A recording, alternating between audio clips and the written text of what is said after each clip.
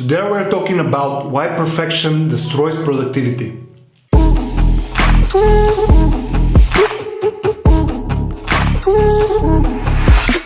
Hey, it's Cal from omnipotentgrow.com. I'm super excited because it's another Time to Grow Wednesday. So I started the series that is called Productivity Hacks for Developers. But I assure you that those productivity hacks are applicable for almost every type of business. So you can implement them right away, and don't worry, they will change a lot of things for you. So I suggest you stick with the series and try to become the most productive version of yourself. So how comes that perfection is our enemy in this case? So let me ask you a quick question. Have you ever started a project or some idea that you thought it will be really cool and it will make much for you, but somewhere along the way you just didn't feel confident enough, it just wasn't as good as you expected it to be or imagined it to be, it just wasn't perfect. I think that almost 90% of the people are leaving really successful ideas and projects behind because of perfection and because the perfection trap, which holds this into a bubble that this bubble protects it from the outer world.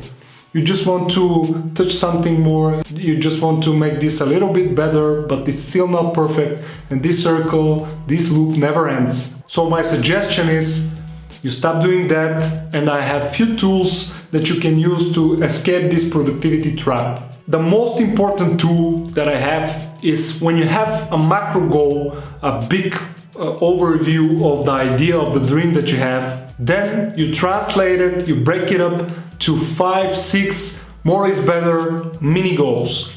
Then those mini goals, you make the same thing, the same process, the macro goal, you make it into mini goals, then you have the mini goals and make them into micro goals, micro. Sorry for the bad English, but I think it's getting better. So basically, when you have this type of pyramid and you have all of this structured, you can start from the bottom up. You can start by moving little stones and making a lot of progress, a lot of self-esteem will come in this direction of work, because when you start and see that everything is not so complicated and it's easier to be on the good enough level when you're down below than to stay on the top and look down and say this is not perfect. So the tool number 2 that is really important for this to work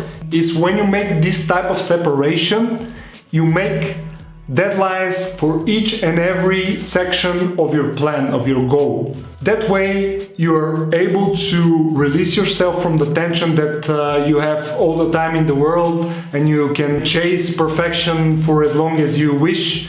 This should not be true. You should have a deadline.